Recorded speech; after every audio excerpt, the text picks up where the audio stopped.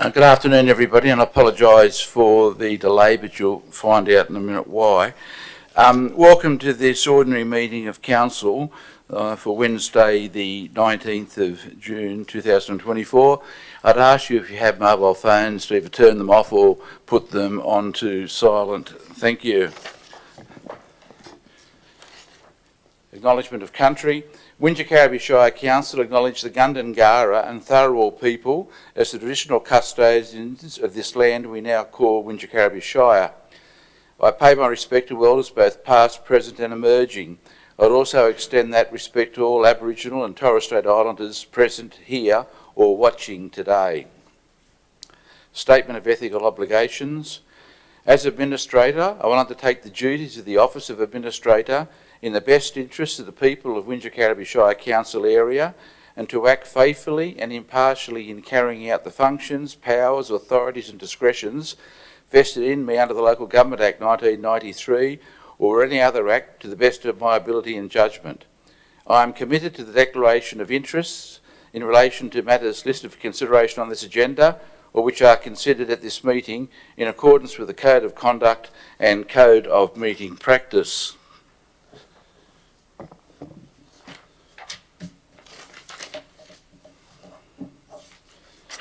Obviously, there are no apologies. Adoption of minutes from previous meetings. I would move that the minutes of the ordinary meeting of Council held on 15 May 2024 be adopted as a correct record of the proceedings of the meeting and declare that carried. Secondly, I would move that the minutes of the extraordinary meeting of Council held on 29 May be adopted as a correct record of the proceedings of that meeting and declare that carried. General Manager, declarations of interest. There are no declarations of interest, Mr. May.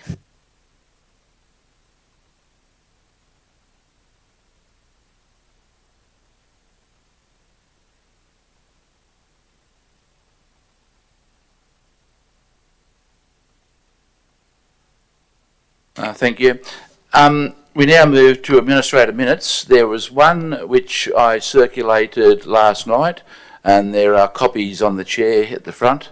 There were a number of matters which I dealt with in that minute for community interest, and there are several recommendations. I don't propose to read the minute because it's circulated and copies are available. I would move that the minute be received and noted and the recommendations contained therein be adopted.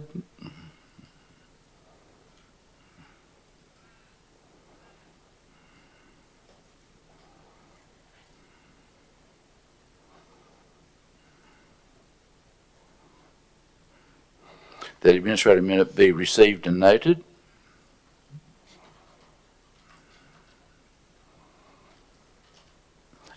And the recommendations contained therein.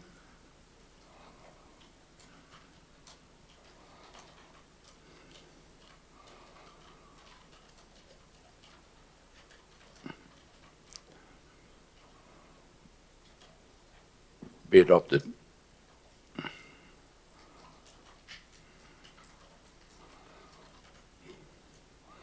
Declare that carried. Look, there's 1 minute. Extra minute, which I've only just prepared, which I would like to read because I think it's important that we deal with it. So it's minute number 2. There are far too many heavy vehicles going through the CBDs of Mittagong, Bowral, Mossvale, Robinson and Bundanoon, and where possible, action should be taken to improve the experience of visiting town centre, making the experience of visiting town centres more enjoyable. At the present time, Council continues to negotiate with the State Government to provide on-off ramps for vehicles travelling on the Hume motorway at the western end of Mittagong, and is still working with the State Government on the Mossvale bypass detailed designs, which will make a considerable difference to Argyle Street. The Mossvale bypass is a complex project and the state government has already allocated $3.5 million for the design, for which we are most appreciative. I'm very pleased to be able to say today that the staff, in negotiation with Transport for New South Wales, has now obtained an additional $10.8 million to finalise designs and undertake enabling works, i.e. services, for this $155 million project. The balance remains unfunded, and residents may be assured, in view of the significance of this project, not only to Argyle Street, but access to the Southern Highlands Innovation Park, we will continue to lobby for. Bundanoon does not experience the same levels of heavy vehicles usage as the other three townships. In relation to Robinson, the main street is actually the Illawarra Highway, and Council continues its negotiations with Transport for New South Wales, with the support of the police, to address the issue of heavy vehicle usage on Macquarie Pass, suggesting Picton Road should be the primary route. Residents will notice that work is being undertaken in Bong Bong Street, Bowral, to reduce the speed limit to 40k, and this was implemented after consultation with both residents and council. With the completion of the works in Station Street, council engaged a consultant to review the use of Station Street as a possible compulsory heavy vehicle detour. The engineering review has found that all vehicles up to 19 metre B doubles can safely navigate the Station Street Fewston Street route. Vehicles longer than this, like 26 metre B doubles, or wider than 5 metres, will still need to transverse Bong Bong Street. However, these are not frequent and currently require a distinct national heavy vehicle regulator approval, so they're few and far between. To ensure that heavy vehicles of up to 19 metres use Station Street, I recommend that a request be made to the New South Wales Department of Transport to place a load limit on Bong Bong Street / Mossvale Road from Station Street to Fewston Street intersections, and following the load limit being in place, that council install heavy vehicle detour signage on the approach to Station Street and Fewston Street. In addition to the above, I will be writing to the Superintendent of the Hume Police District seeking support to have this matter actioned as quickly as possible in the interests of safety. I would move that the minute be received and the recommendation contained therein be adopted.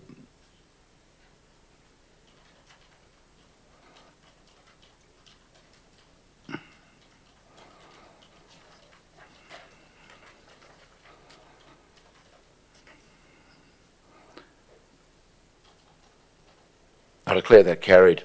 And by way of observation, General Manager, could you convey to all the council staff, it's an enormous amount of money, this $10.8 million that you've got for the Mossvale bypass.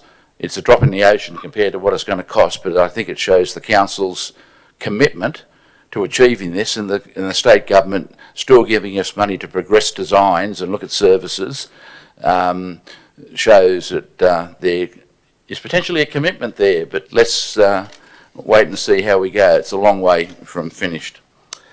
We now move to matters listed for council's consideration. General Manager, we're going to do it by exception again. If I could tell you the ones I would like to discuss. 9.3, the update on the Wingecarribee Community Heritage Study.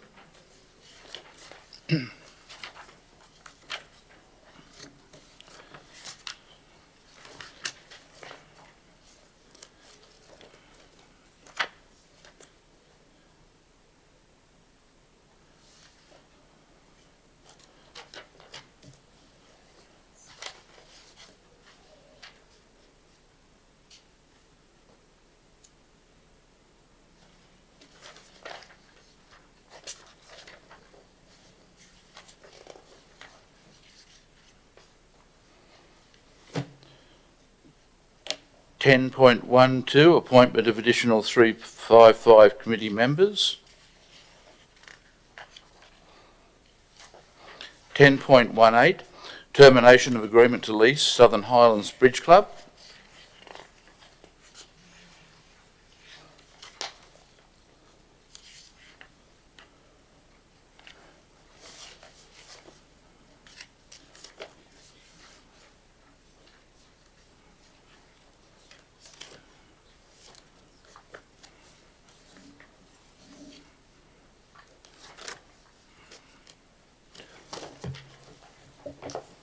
I was papered out with this agenda.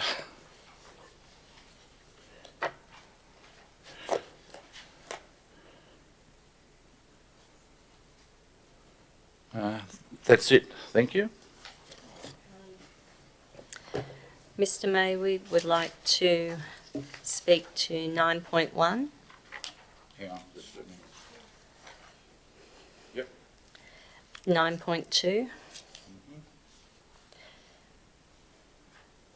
9.4, 10.1,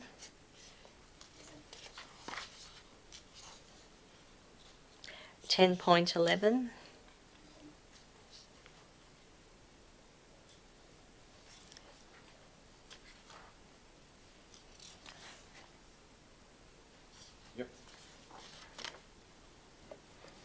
10.13,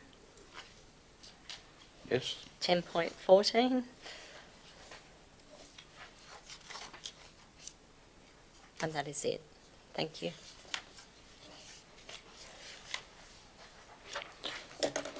Accordingly, I would move the officer's recommendation in relation to the following items. Ready to go? 10.2, fraud and corruption and statement of business ethics draft for adoption. 10.3, superannuation for councillors.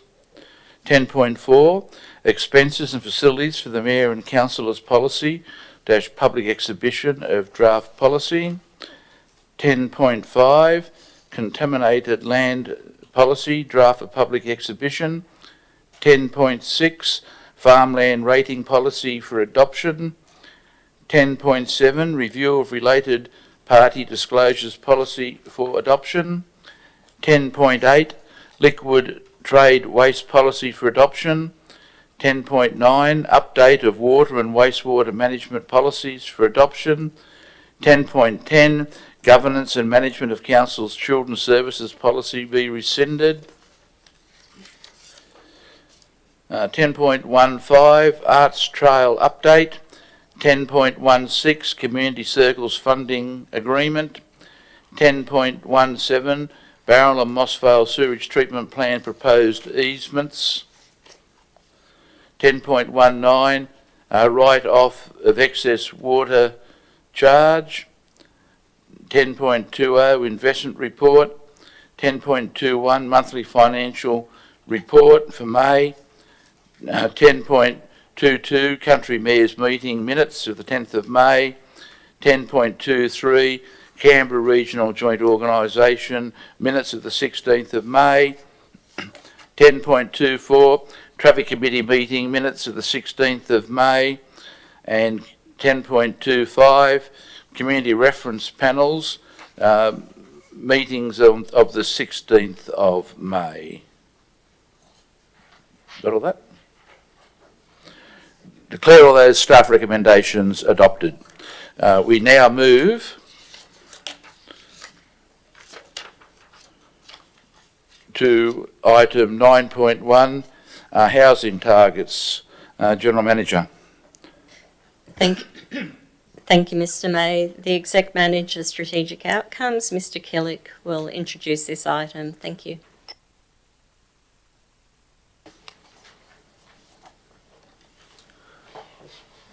Thank you, General Manager, Mr. May, fellow residents. This report summarises the New South Wales Government's housing targets recently announced via the Department of Planning, Housing and Infrastructure. These targets aim to address the statewide and national housing crisis and the New South Wales Government's commitments under the National Housing Accord. The Accord ambitiously sets the target of 1.2 million homes across the nation, with New South Wales' share being 377,000 homes by 2029. Specific housing targets have been announced for 42 councils across mainly metropolitan and coastal regions, and one target for the rest of regional New South Wales, of which we are part. No specific target is attributed to Wingecarribee Shire. The department is yet to explain the 55,000 homes target by 2029 across regional New South Wales and how it's meant to be distributed. However, the majority of new homes will be in high growth regional areas like Wagga, Orange, Albury, Armidale, Dubbo, and of course coastal areas.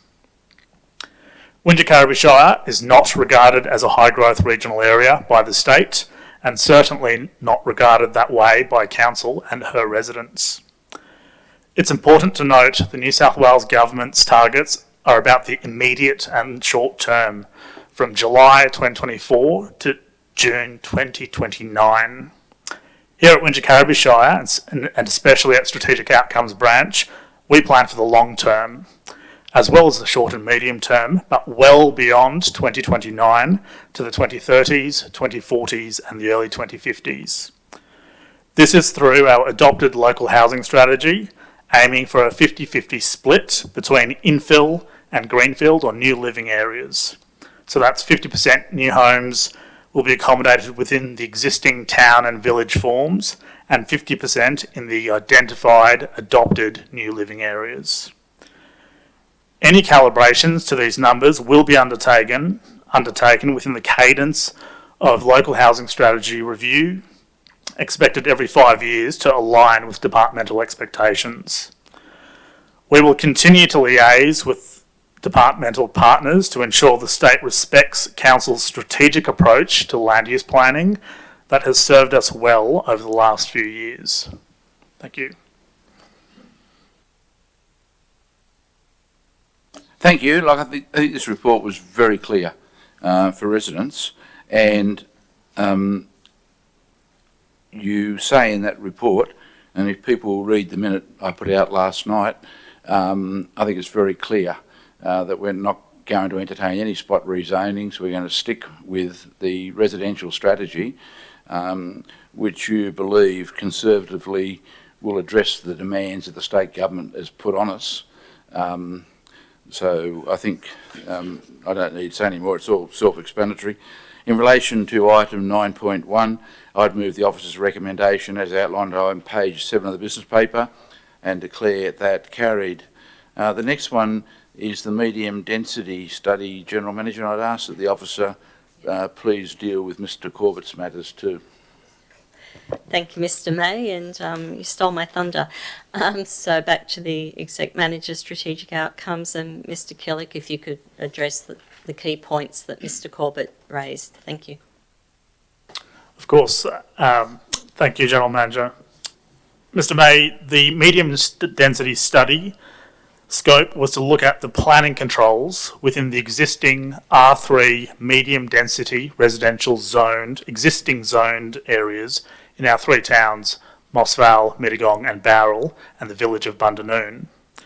Medium density development includes seniors housing, villas, townhomes or terraces, multi-dwelling housing, low-rise apartments and dual occupancies. Planning controls need to be reviewed from time to time to ensure future medium density development takes place while respecting local character, supporting good design and responding to community housing needs with an ageing population and a modestly growing population. The original draft study was presented to Council in February 2023, proceeding to formal public exhibition in March of that year, with community and industry consultation being conducted with well-attended information sessions. The revised draft study responds to feedback from information sessions, submissions, formal submissions, and the panel's advice since then. The amendments include refining local character controls, revising Bowral's floor space ratio or FSR controls to respond to topography and protect view lines to Mount Gibraltar, And we also listen to the community to find a balance between promoting landscape areas with native endemic plant and tree species and European or exotic species to better acknowledge the cultural heritage and renowned seasonal colour and country charm of Southern Highlands streetscapes. It's important to note that the New South Wales planning system and the DA assessment process works where planning controls and site constraints and opportunities work all together, and they all need to be considered. So that's site zoning, minimum lot size, floor space ratio, height controls, plus things like heritage, high value vegetation mapping, all these affectations all need to be considered and reconciled. Constrained sites may still be able to accommodate some appropriate development that's in keeping with local character within these existing R3 zoned areas. However, this needs to be designed sensitively and meet the thresholds for design and planning excellence espoused in this medium density study. Once adopted, the medium density study, along with the incoming low density DCP review, will form the primary material, the evidence base, to inform the next generation comprehensive development control plan, our Shire's guidebook, and any minor changes to the LEP or our Shire's statutory rule book. I'll also respond to some of the comments made by Mr. Corbett. The comment about loosening controls, I'm happy to report it's the opposite.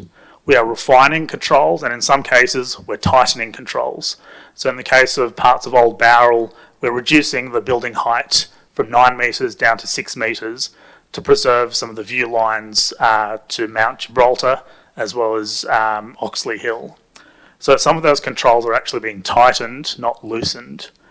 And we did listen in regards to the floor space ratio controls, and I know I'm going to be very technical here, but we were going to go from 0.5 to 1 FSR control to 0.6 to 1 FSR.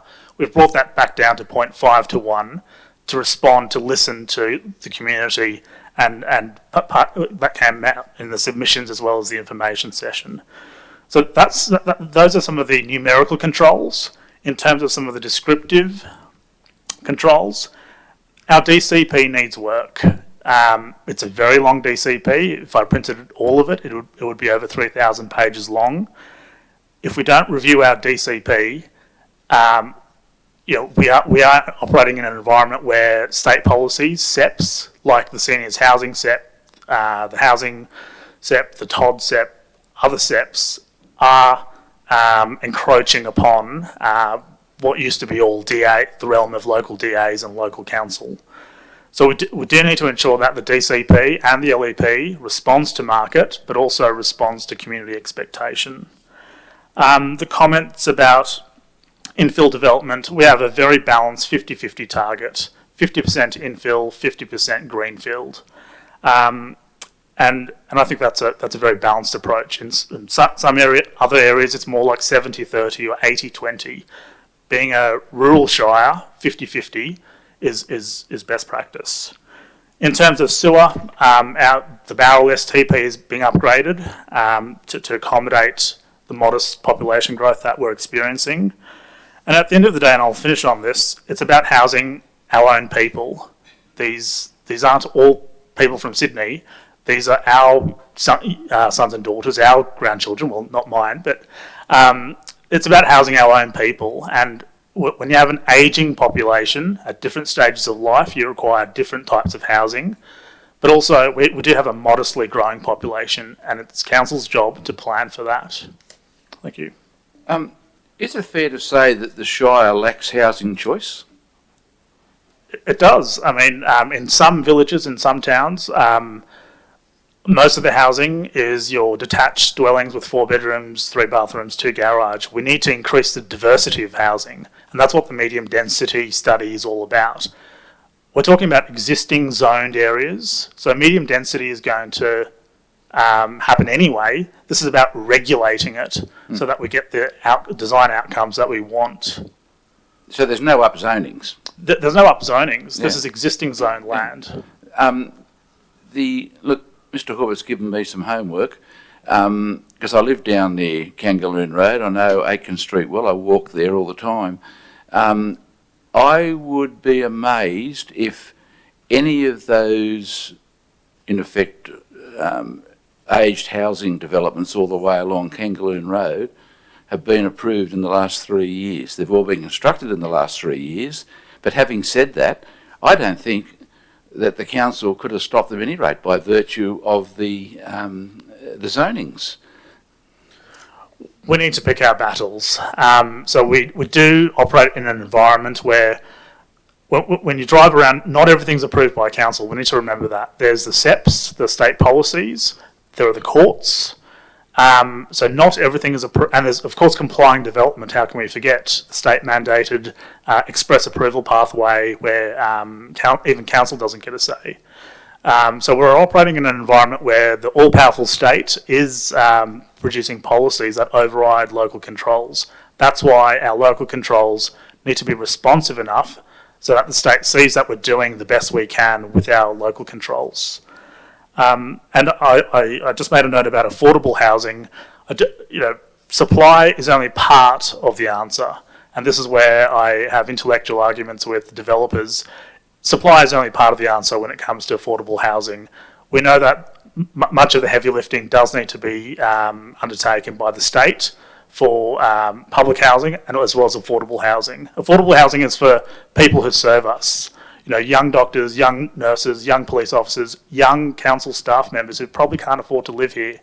So again, this is about housing our own people and population serving cohorts of society.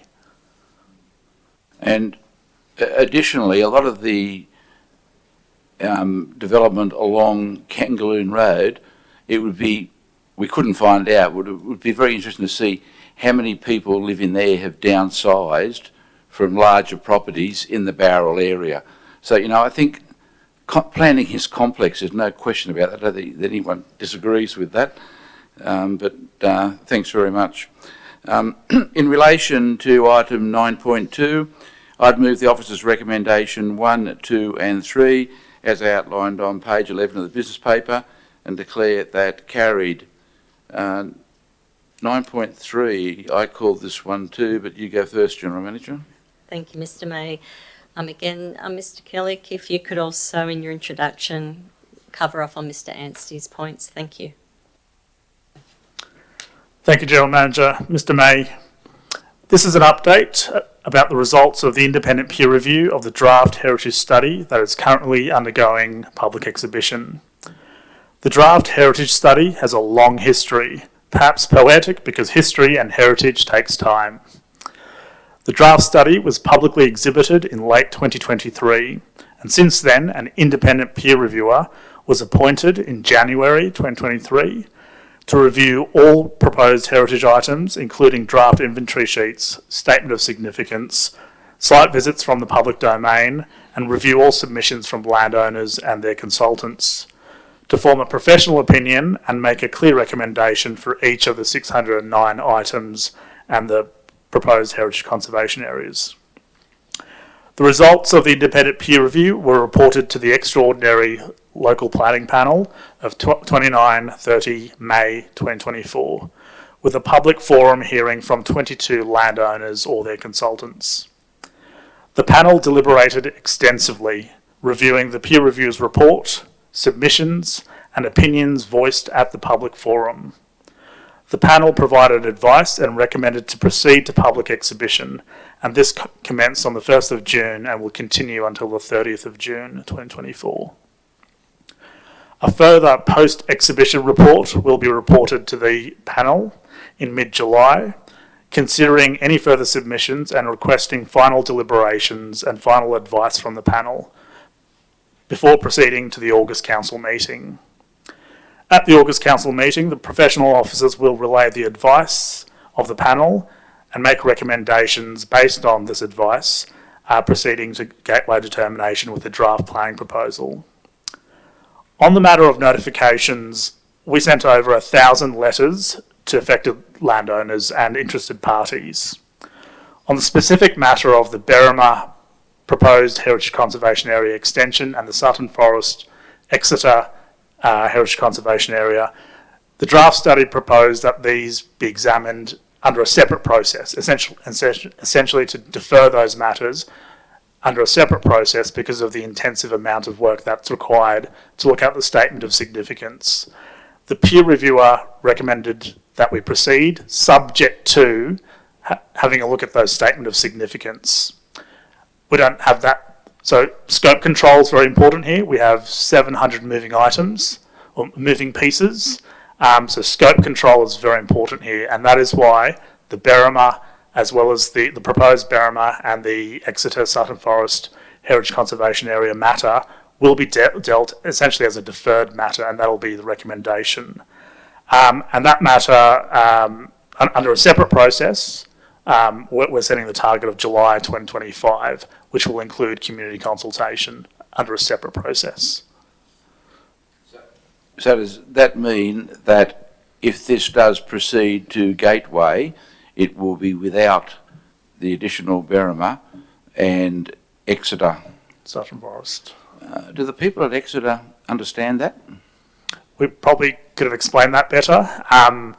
Because the draft study recommended that those matters be looked at separately with further investigations, we did not individually notify residents in that area. It would have increased our notifications by twofold. So this is why I have to control the scope of this program. I know it's been a massive job. What worries me with the Exeter one is that if you have local conservation areas, it means that, what do they call them? The third party. Is it complying development? Yeah. Complying development can't go in there. And this is one of the reasons why Exeter has been very keen to expedite, because they're not happy with some of what the council hasn't approved, but private certifiers have. Got a comment about that? Yeah, I mean that's a great point, because I listened and there was heritage can be very passionate, and I understand that. We do need to apply an evidence base here. Yes, some of the comments during the public forum were about effects on property prices. Now, there's emerging evidence from academia and heritage practitioners that heritage listing and heritage conservation areas lifts property prices or protects property prices, especially in blue chip areas like the Southern Highlands. And it protects places like Exeter, Barrawang, those cute villages, from the ravages of complying development where there is no assessment. It's a tick and flick exercise. So I can understand why the Exeter villages and other villages are supportive of a heritage conservation area and further heritage listings. But you're saying for the area that Mr. Anstey's talking about, and Berrimah and Exeter, they're going to be deferred matters, and they won't at this stage be going to Gateway on the staff recommendation. But if the panel wants to send them, they can. So the panel's free to give advice, but the professional officer recommendation was, because I haven't been notified, it will be under a separate process, and putting the target of July 2025. Yeah, well, I reckon you'll get a few phone calls tomorrow from Exeter. Anyhow, in relation to, the recommendation is a further report be submitted to council following consideration by the planning panel. You're saying that will be on 7 August. Yes. And the panel spent several days looking at all this, didn't they? They did. So the last extraordinary panel meeting was across 2 days, and there was a briefing before that as well. And this next one on the 15th and 16th of July will be across 2 days. 2 days again. Indeed. Mm. And everybody who wanted to be heard was heard? Yep. Anybody who expressed a wish to speak at the public forum, and there were no. I think we were quite generous with the time limits as well. Mm. Okay. In relation to item 9.3, I just wonder whether I needed to put a number 3 on there, taking account of what you've said about Berrima and Exeter.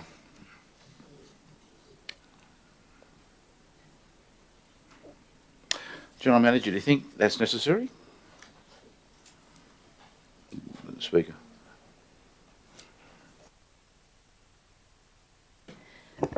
For the sake of clarity and given the confusion, it may be wise just to add a point 3, just to confirm, or just what the council note, that Exeter and Sutton Forest / Exeter are deferred at this time, and it's proposed that they undergo a separate process, which is envisaged to be, I believe, in June next year. Oh. Yep. But I think we need to, the panel may take a different view. So I think 3 needs to flag the officers take the view based on the peer review. Look, can we just hold this matter, and can you just draft, I just want to make it very clear for people exactly what's happening, but if they haven't been advised, there's been no notification, as Mr Hennessy says, I think I would rather make it clear for everybody on the way through. So can we come back to this one, if you don't mind? Can we now move on to 9.4, General Manager, Councillor Onboarding and Induction Program and Dates. Thank you, Mr Mayor. I'll speak to this item. So this report outlines the councillor onboarding induction program that's proposed post-election. The program was presented to the candidate session, which was held last Wednesday afternoon. The onboarding program is designed with the aim of creating a cohesive elected council of civic leaders that are focused on strategy and policy, that builds a council environment that respects the management team and staff, and it's a collaborative model based on mutual respect and understanding of the roles that we all play. The program consists of 4 key elements around relationships, knowledge, task and skills, and the induction program provides a range of topics around governance frameworks, roles and responsibilities, legislative frameworks, strategic planning and policies, and most importantly, relationship building. The program's aim to commence on the 8th of October. The New South Wales Electoral Commission have advised that they don't anticipate the results of the election to be declared until somewhere between the 1st and 3rd of October. So at this stage, we're planning to have the first session with the new council on the 8th of October as a meet and greet session, and then the first formal council meeting on the 9th of October, and from then on there'll be a comprehensive onboarding program over the following 9 months. Thank you, Mr May. Okay, I think it's all very clear the way it's laid out in the business papers. In relation to item 9.4, I'd move the officer's recommendation 1 and 2 as outlined on page 27 of the business paper and declare that carried. Next one is called by the staff. 10.1 Conservation Management Plan for Bowral Vietnam War Memorial and Cherry Tree Walk for public exhibition. Thank you, Mr May. Before the Director introduces this item, I wish to table 2 emails, both from Graham and Paula Tooth, one received on the 18th of June.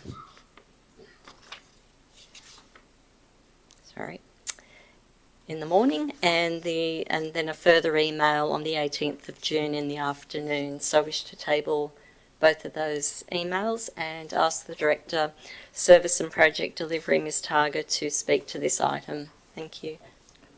Thank you, General Manager. Mr May, the purpose of this report is to present the Conservation Management Plan for the Bowral Vietnam War Memorial and Cherry Tree Walk for Council's endorsement to be placed on public exhibition for 28 days. A Conservation Management Plan, CMP, details the importance of the place or the items and its heritage significance. It outlines the policies to achieve the best possible conservation of its heritage significance, including any future works and ongoing management and maintenance. The Bowral Vietnam War Memorial and Cherry Tree Walk, CMP, includes a statement of significance, a conservator's report, and an Agriculture Report. These provide guidance in respect of the works required, maintenance and management of the Taihaku cherry trees, the monument and entry obelisks, and maintenance of the park in general. Members of the 6 ex-service organisations located in the Shire, several persons associated with the original construction of the memorial, the Berrima and District Historical Association, and the Australian Garden Historical Society were consulted in the preparation of the CMP. In the correspondence tabled, there is some question about how many trees were planted and how many trees are currently there. There's no definitive record of how many trees have been planted, but of the trees planted, only 307 currently remain. Thank you. And the gentleman, he also wrote to me, Mr. Tooth, he has opportunity to make further submissions during the exhibition period, and he may be able to provide further evidence as to the number of trees he alleges. But wouldn't we have orders for all this kind of thing? So all trees currently there have been surveyed, and there's 307 trees that are currently in place. I think what he talks about in his email is that more trees than that were planted, which is correct. But we would know from the contract or from our orders, or like a lot of things here, there's no files. True. Okay. So these letters and emails will be noted in the in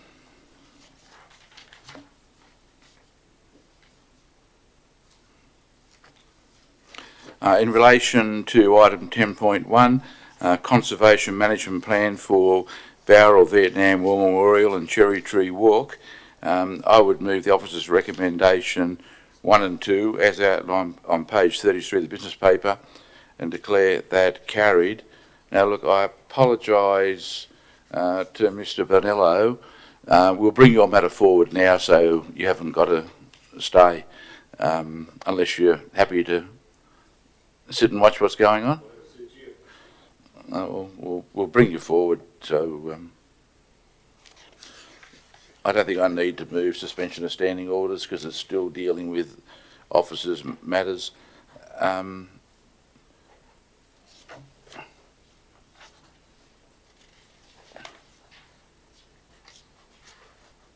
Yeah, look, you'll be a while, so I'll bring it forward for you now. Can we now deal with item 10.4, Domestic Waste Management Service Review? General Manager.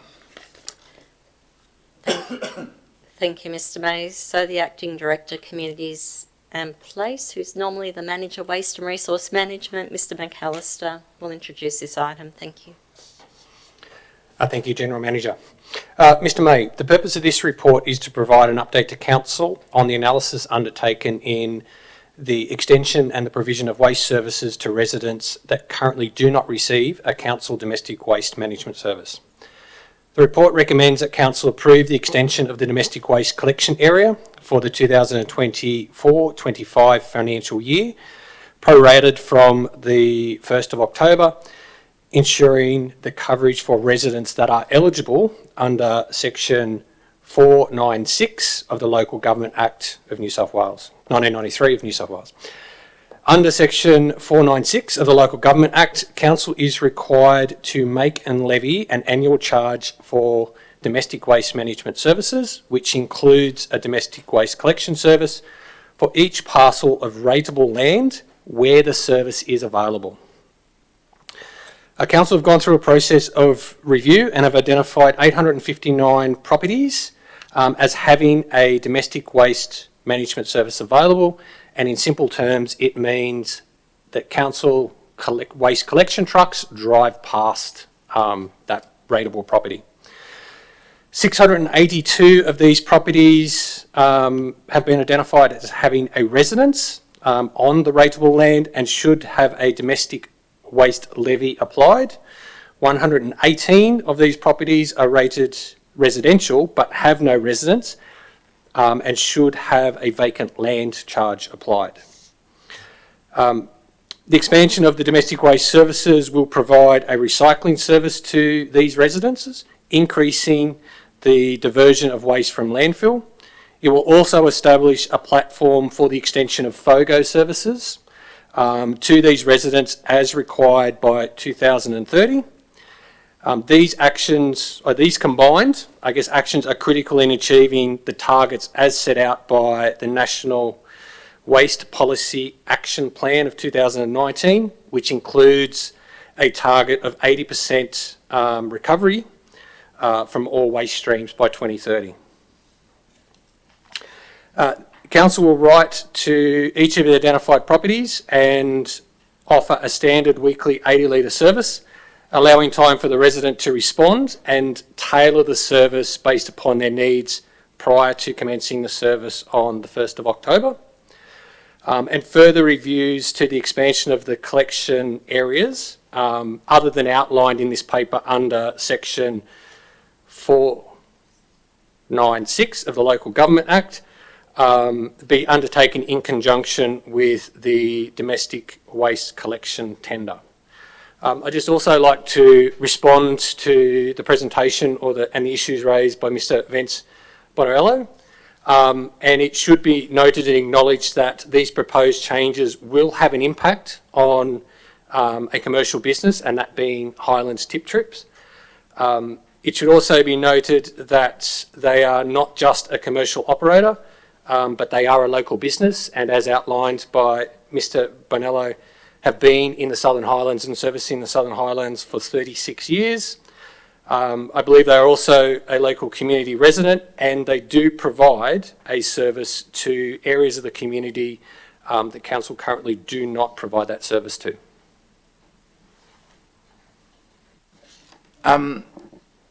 In relation to what Mr. Bonello said, he was concerned about stage 2 principally, and you're saying that this will occur over the next 12 months. That in effect you'll be potentially offering to a number of people under stage 2 a service?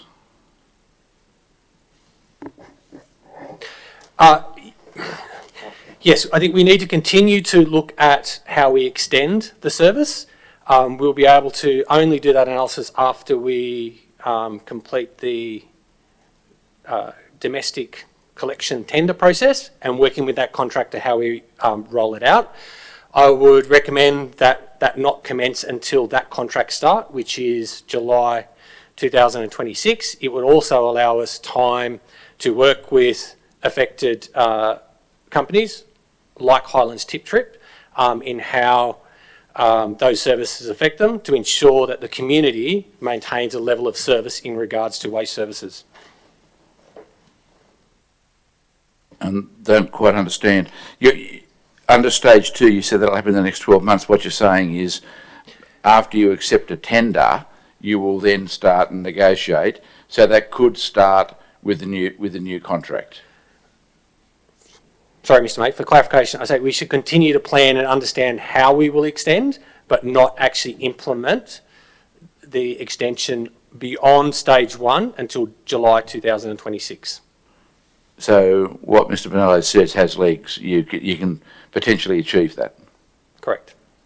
Well, I think we should build that into the recommendation so you have some surety.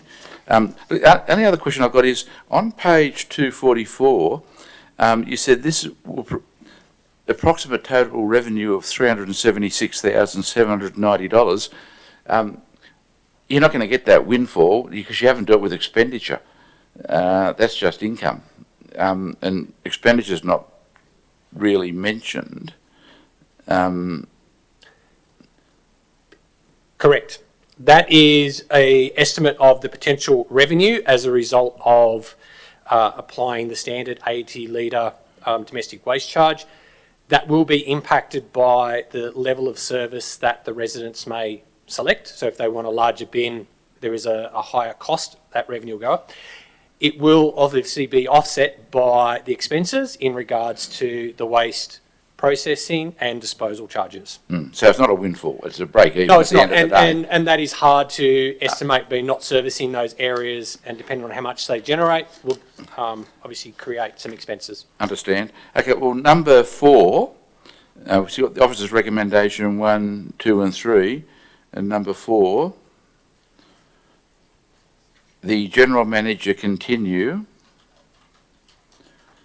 to work with Highlands Trips in relation to stages 2 and 3 on the understanding that Council has statutory obligations.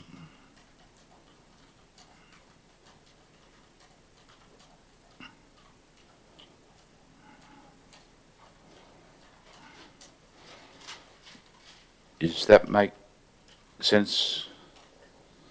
Yeah. Okay, in relation to item 10.14, domestic waste management service review, I would move the officer's recommendation 1, 2 and 3 and number 4 as on the screen and declare that carried. Where I say General Manager, everything goes through the General Manager, so that you'll continue to work with Mr McAllister.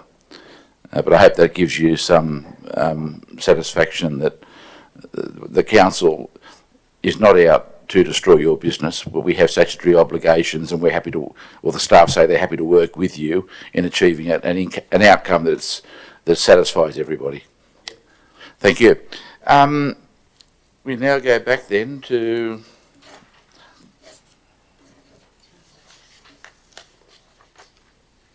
can we go back to the heritage study, please?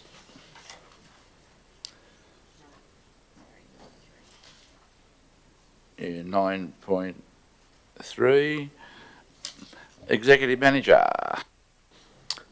Thank you, Mr. May.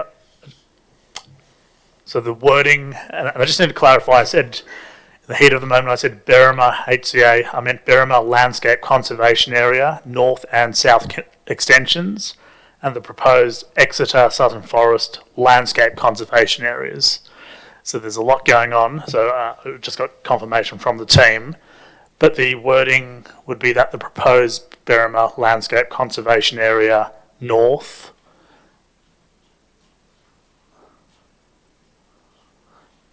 and South Extensions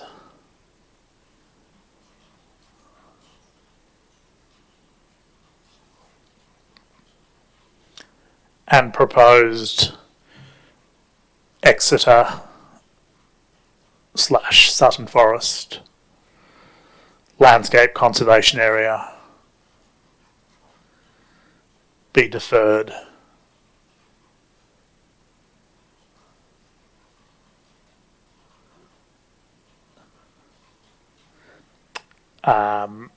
For further investigations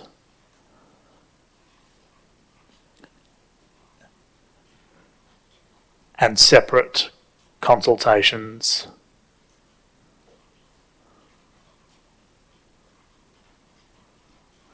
by June 2025.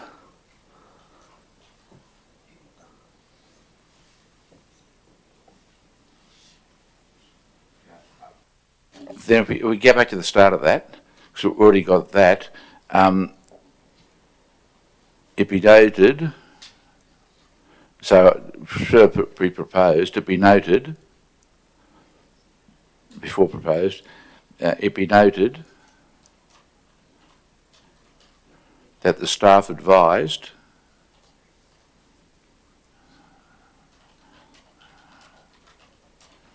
that the recommendation to the panel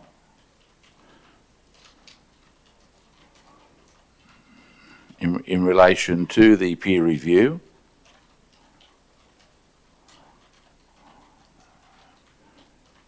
will be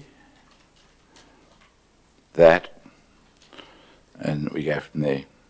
Because at the end of the day, it's up to the panel.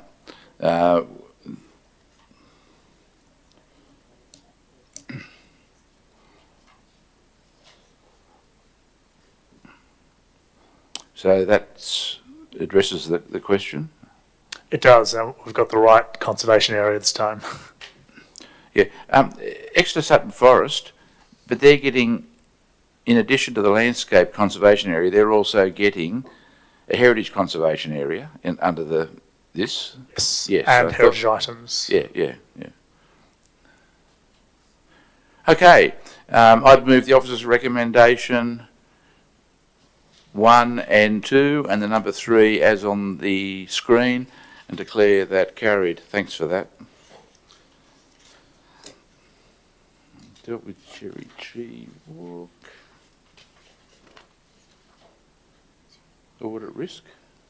Not 10.11 Audit Risk and Improvement Committee, General Manager. Thank you, Mr. May, and I'll ask the Acting Director, Corporate Strategy and Resourcing, Mr. Kuzmanowski. Thank you. Thank you, General Manager. The purpose of this report is to seek reappointment of the existing 4 independent members to the Audit Risk and Improvement Committee with staggered renewal dates. With all the existing ARIC memberships expiring at the end of August 2024, the report recommends a staggered approach in terms of membership renewals to ensure continuity in how the ARIC operates and is maintained and provides stability to the committee. The proposed staggered approach is consistent with the Office of Local Government issued guidelines for risk management internal audit for local government, which recommends no more than 1 member should leave the ARIC because of a rotation in any 1 year. The report also recommends setting the remuneration fees for the independent members and chairs and subsequently increasing the remuneration in line with the rate peg annually. The recommendation in the report is as tabled. Thank you. I'd move the officer's recommendation 1, 2, 3, 4, 5 and 6 as outlined on page 229 of the business paper and declare that carried. The next one is 10.12 appointment of additional 355 committee members. Just going to see who my question goes to.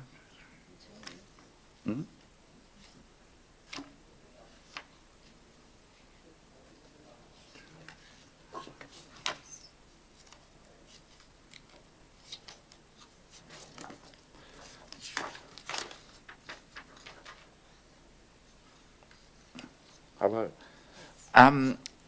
You want to introduce it? It said no introduction. Yeah. Look, the Bong Bong Common Management Committee, I understood that they wanted to wind up. I'm not aware of that, Mr. Administrator, but I believe procedurally they're still active as a committee. I haven't received any written notification that they do want to wind up. So I believe procedurally they're continuing on as with the 355 management manual. How, Narelle Bowen, how was she nominated? I believe I'd need to take that on notice, Mr. Administrator. Apologies. Oh, no, it's just that I met with them months ago, maybe a year ago, down at Bong Bong Common when they were showing the works that were going on. They hadn't started building the toilet block at that stage. And they kind of indicated that with this, their job was done. And they want to, so look, I'll leave as is, but I do think, as I understand it, there will be announcements soon by the council on a continuation of the walking and bike track along the river. That's coming soon, I hope. But I don't think the Bong Bong Common Management Committee would be involved in that because that's more an extent. Yeah, sorry, General Manager. Oh, you're right. Thank you, Mr. May. Just to clarify, there was a training and induction session held on the 7th of June this month for 355 committees, and the 3 nominated people for those 3 committees attended that training, so that would indicate that the Bong Bong Common 355 committee is still active, but I agree that it's contained within the Bong Bong Common. It wouldn't be extended once the walkway is established. Because as I understand it, we go into a small area of national park and then onto private property, some of which we own, some of which we don't own. Okay, well, thanks for that clarification. In relation to item 10.12, I'd move the officer's recommendation 1 and 2 as detailed on page 234 of the business paper and declare that carried. General Manager, the next item is the Visitor Economy Advisory Panel. Thank you, Mr. May. I wish to advise that we received 2 emails today, one from Mr. Jeff Aston and one from Ms. Bridget Kennedy. These 2 emails will not be tabled because of potentially defamatory comments contained within them. I would also like to make it clear that these comments do not relate to any of our council staff. Thank you, Mr. May. And I'd then like to ask, the Director, Acting Director, to introduce this item. Thank you. Thank you, General Manager. The purpose of this report is to provide Council with an overview of the process to determine the membership of the Visitor Economy Advisory Panel, known as the VEAP. The report also provides the outcomes of the selection process and the timeframes for commencing the VEAP. A panel of 3 council staff and 2 independents were formed to assess applications. An external probity advisor was also appointed to oversee the governance of the process. After the expressions of interest closed, 22 applications were received. It is noted that a declaration of interest was made by Council's Tourism and Events Coordinator and she was subsequently admitted from the remainder of the review process, reducing the panel to 4 members. 13 applicants were subsequently shortlisted to proceed to interview, of which 9 have been recommended to form the VEAP. It is proposed that the initial VEAP meeting will be held in July 2024. The recommendation is as tabled in the report. Thank you. I've obviously read the emails and I agree, even though it's none of my business, with the decision of the General Manager not to circulate them. Do the people who have made the representations, did they nominate in response to the Council's advertisement? Yes, they did.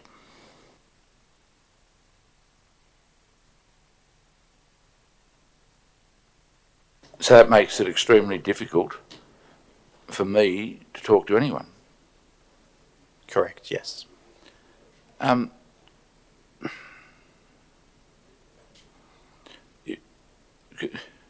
Look, the probity advisor, could you arrange for me to discuss this with the probity advisor?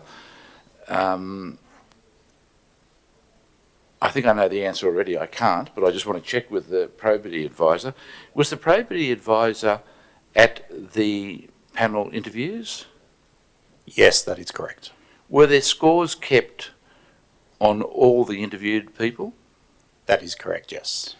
Well, I would like to have a look at the scores, which I think I'm entitled to, with access to the file. And if you could check to see whether the probity advisor, I haven't spoken to any of these people, and I note that a council officer declared an interest and took no part in the interviews. Is that, did I read it correctly? That is correct, yes. Yeah. Look, I'm going to defer this to the extraordinary meeting next week, so I think I can do this quite quickly. And we've been without an advisory panel for too long. But if you could check with the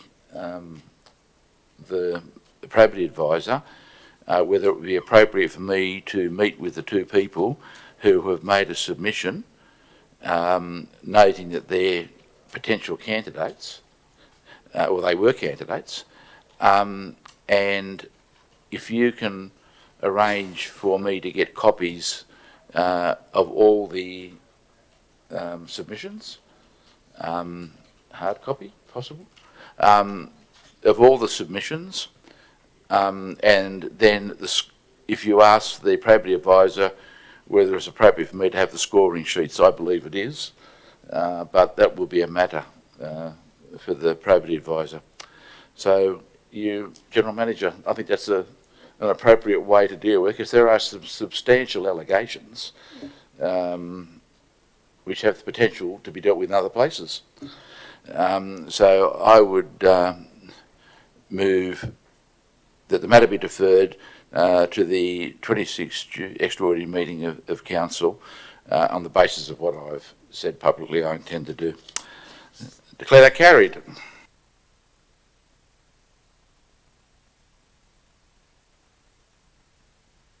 We now move on to the termination of lease for the Southern Highlands Bridge Club. General Manager. Thank you, Mr. May, and back to the Acting Director, Corporate Strategy and Resourcing. Thank you, Mr. Kuzmanowski. Thank you, General Manager.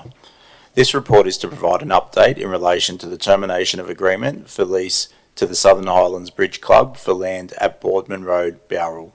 On 13th December 2023, Council resolved to reimburse the Southern Highlands Bridge Club out-of-pocket expenses, such payment being contingent upon the Bridge Club providing confirmation of surrender of agreement for lease over the area of land at David Woods playing field.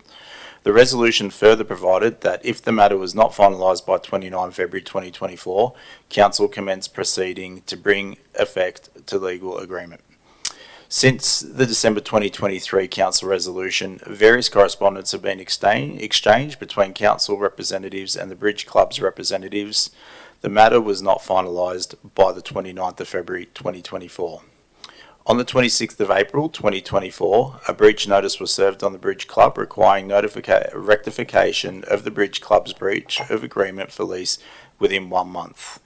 Further correspondence was received by the Bridge Club in response to the breach notice, in which Council responded advising that Council's position on the breach notice has not changed.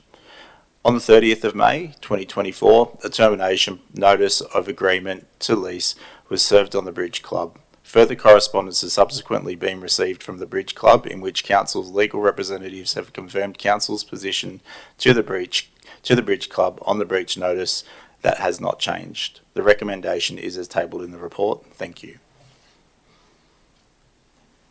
And the matter has been subject in effect to review according to these reports by the Office of Local Government.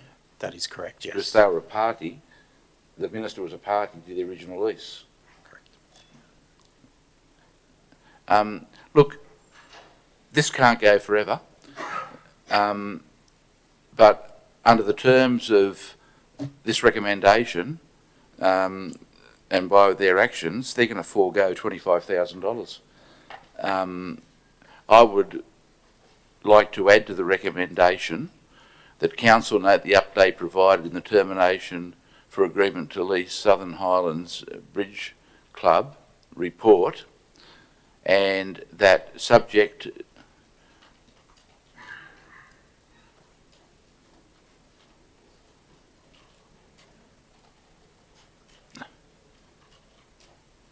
to the completion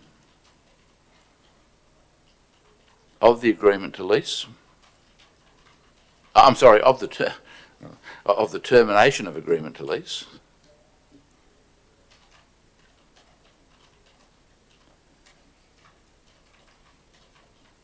being, what's the word, signed or, but being completed, being executed to the satisfaction of the General Manager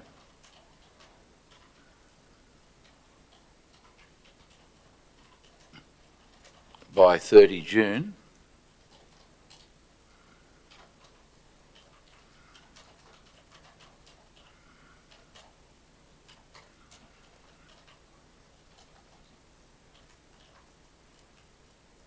(2024). The General Manager be authorised to reimburse the club $25,032.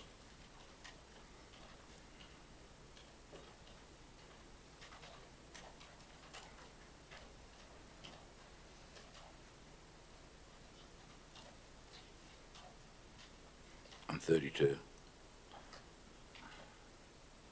Just while you fix that up. You understand what if they just sign the termination of agreement to lease now, they get nothing. Because we've gone through the formalities. We probably spent 25,000 doing this. However, that the members of that club actually expended that amount of money in making applications to the council, which I still think were very questionable with how the council dealt with it. The club was dealing in good faith. So I think they're entitled to get their 25,000 back. I don't know, do you have any objection to this, General Manager, or? Yeah, you happy? Okay, I declare that carried. But the 30th of June's the last day. I think that's it. Any late items, General Manager? No, Mr. May? No, Mr. May. And we've got an extraordinary meeting of council next Wednesday where there'll be a number of items in addition to the budget. Yeah. Okay, thanks for everyone coming, and declare the meeting closed.